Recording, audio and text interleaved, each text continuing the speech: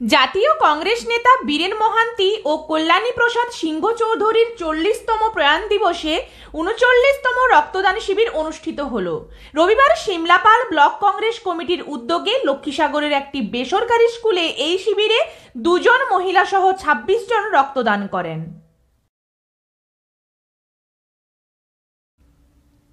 Simlapal block Congress কমিটির তরফে জানানো হয়েছে, দলের প্রয়াত নেতা বীরেন মহান্তি ও কল্যাণী প্রসাদ সিংহ চৌধুরীর স্মৃতিতে প্রতি বছর রক্তদান শিবিরের আয়োজন করা হয়।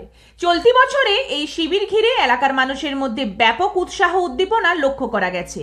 একই সঙ্গে এদিন সিমলাপাল ব্লক কংগ্রেস সম্মেলন অনুষ্ঠিত হয়। রক্তদান শিবির ও ব্লক কংগ্রেস সম্মেলনে উপস্থিত ছিলেন পশ্চিমবঙ্গ প্রদেশ কিষাণ কংগ্রেস কমিটির সভাপতি তপন দাস, সাধারণ সম্পাদক সৌমেন পাল, সদস্য তুষারকান্তি সন্নিগ্রহী, সিমলাপাল ব্লক কংগ্রেস কমিটির সভাপতি রণজিৎ কুমার চন্দ প্রমুখ। ব্যুরো রিপোর্ট, দক্ষিণ বাঁকুড়া দর্পণ, সিমলাপাল।